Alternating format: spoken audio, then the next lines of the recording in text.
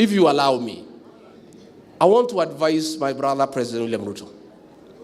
I tried to advise you, but you did not listen. I told you not to touch the mountain. You touched. You know what has happened. I told you not to touch the payslip. You touched the payslip. You know what has happened. Mr. President, you are demeaning the presidency.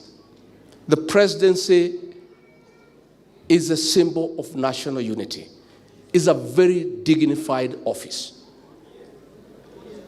When you resort to abuses and insults, abusing the people of Kenya, and you are president, you are demeaning that office. I appreciate that you are very unhappy that things are not working out. I do understand as a leader that many Kenyans have deserted you. I appreciate that you have messed the economy and you are stuck. But that does not allow you to demean that office by abusing the people of Kenya who elected you. You are profiling communities. The people of Mount Kenya region, you call them tribalists. The people of Kambani, you demean them, call them Dego farmers. The people of Isiolo, you call them drug peddlers. Mr. President, be careful, because I have listened to the ground, and I want to advise you today, stop abusing the people of Kenya. Because if you continue, Mr. President, these Kenyans will abuse you. They'll abuse you. And I've heard them saying, kama hii watu ya mlima wamesema tena ukiwatukana, ukiwaita wakabila, ukija mlima watakutukana. Kwa hivyo sisi tunakuomba, kwa sababu hatutaki ifike hapo. Hiyo ofisi ni kubwa.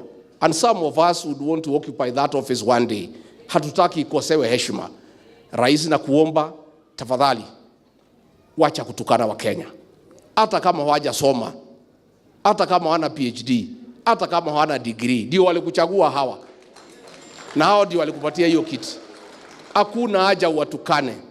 Hakuna haja watu wakisema wataki chanjo unawaita wajinga. Hakuna haja utukane hao watumishi ya Mungu kusema ati hawajasoma. Hakuna haja uita watu wajinga. Hakuna haja hii watu ya Mlima Kenya walikuchagua kuita hao kabila. Na walikuchagua wakijua wewe si mmoja wao. Please, Mr. President, with tremendous respect to the office that you occupy, stop demeaning your office by abusing the people of Kenya. I have seen a big headline today in the Standard saying you are unpresidential because of being abusive and abusing the people of Kenya. Na hao watu usiwachukue hivi. Ukiwatukana tena watakutukana. Na mtakosania heshima na hawa. Katiguo. Hapa anatukana wa Kenya. Wewe solve problem yako. Hii uchumi umeharibu, utajua vile utafanya. Siasa ya Kenya umeharibu, utajua vile utafanya. Kanisa umekosana naye mpaka unatukana hawa. Hawa watu uliwadanganya, wamejua uongo yako. Wewe utajipanga, utajisort.